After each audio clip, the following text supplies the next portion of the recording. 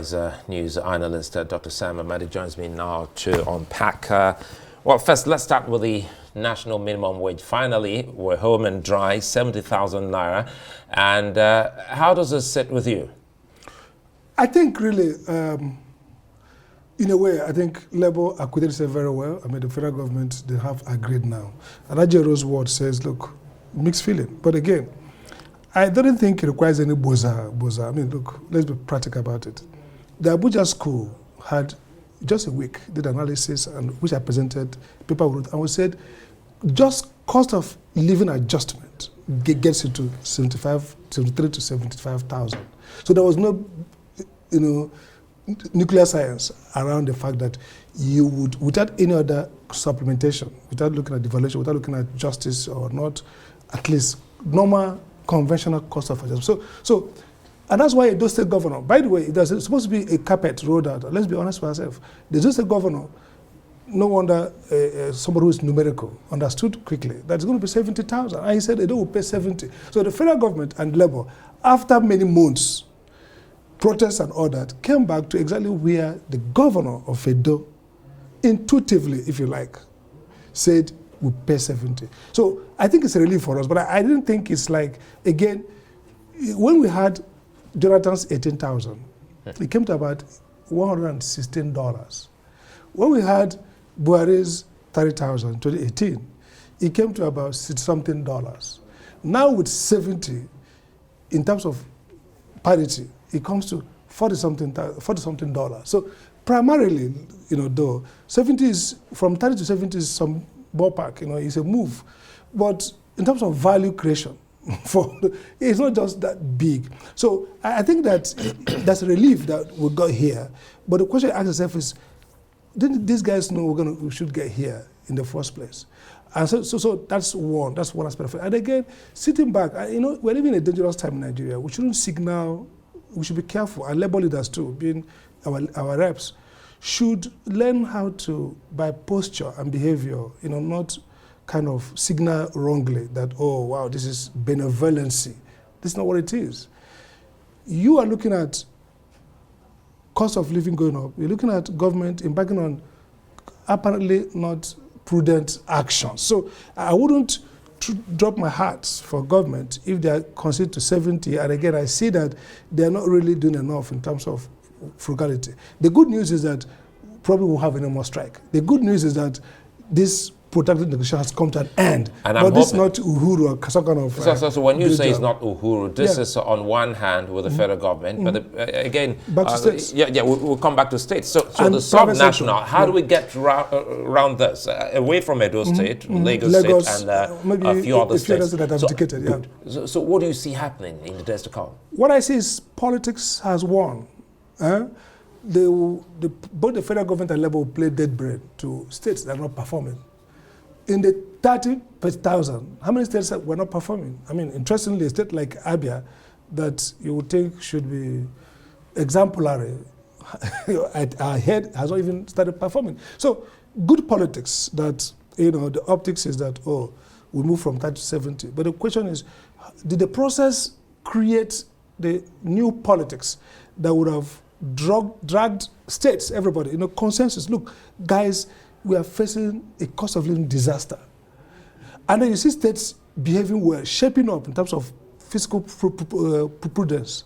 And then there will be a point where they would have cut their hair well to say, we can do this. So this process has not created a dynamics that could kind of nudge these sluggers, these states that are drawing back, to a kind of a vicious circle where they say, okay, everybody has now. So the question now is, what role will Mr. President play using the bully pulpit, using his powers and as a president to drag states to see why they should pay? Because in the federal government has limited number of workers, by the way.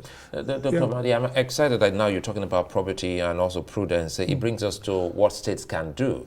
Going by what the Abuja school is working on, have you been able to look at how some states, by and large, were able to shore up the revenue? over the years, with Lagos as an example, even though at that point in time, the grassroots governance was still a little bit in the hands of states. But with what is happening now, or what's to come, how do you see states really going back to rejig and activating that push to get more revenue to meet up this and more? Well, first, the one way to get revenue is to spend less on things that are not generative. So many states have to take, for example, some governors are always in Abuja on private jets. So could you reduce that? Think about departments and SAs and aides. Could you reduce that? So they start first with, prioritizing. Secondly, you start with now focusing a development agenda that, look, paying good salaries is not just like wasting money. You see, the concept that salaries are nothing, roads, quote unquote, bridges, everything, is where the problem started. So the state governors have first to take, for example, Plateau State, we hear, indicated it could pay 70. Plateau State is not anywhere better than Imo, that was talking about 40 or some 41, and maybe Abia, Ebonyi, a few states that are, Ebonyi even was more than Imo. So if you look at the GDP Imo claims by statistics, it's about a third or so in terms of GDP per capita, GDP in the country today. If you look at IGR, the top states are not even the ones who are paying. In fact, some states like Gombe, if I recall well, was paying 30, even when it's nowhere one of the front. So in other words, it's doable. There's no correspondence between fiscal buoyancy and commitment to pay minimum wage. It goes with a development mindset. So there are going to be, by the way, 70 should be a national minimum. Nothing stops states like Lagos, Port Harcourt, Delta, to move to 80. Because or even 100. Or 100, because, yeah. Let me quickly bring this in before I let you go, and I'm quite sure you're very familiar with that phrase, Isusu, looks like savings and all that. Yes. It looks very much like what these parliamentarians, the Green Chamber is doing. They're contributing for Nigeria, and 50% out of their take-home pay. Yeah, maybe we'll say, okay, thank you, but no thanks.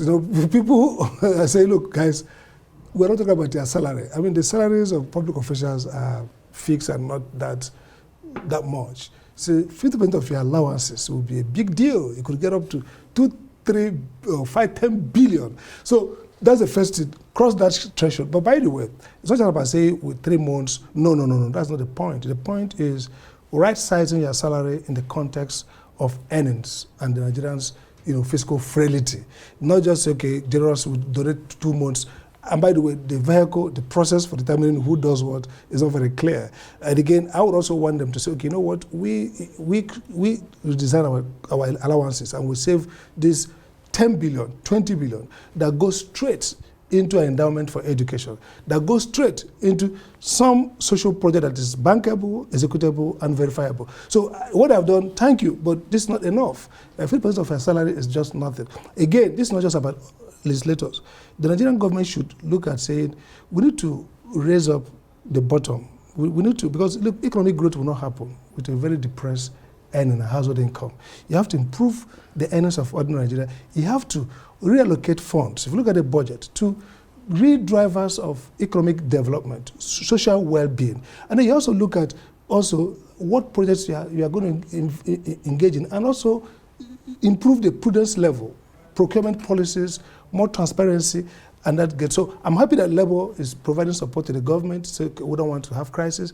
The 3 years, reindexing, it's okay. It makes sense. But if you look at NEC, electricity sector, it's half a year reduction. The fiscal volatility is high, the kind of macroeconomic volatility, such that 2-3 years should be the appropriate time of reviewing. Right, not necessarily increasing or decreasing, but at least regularly reindexing to cost of living adjustments. Well, whether I like it or not, it looks like a good week ending for the government, and for Nigerians. I'd like to thank you for your time, Dr. Sam Amadi. Many thanks as always.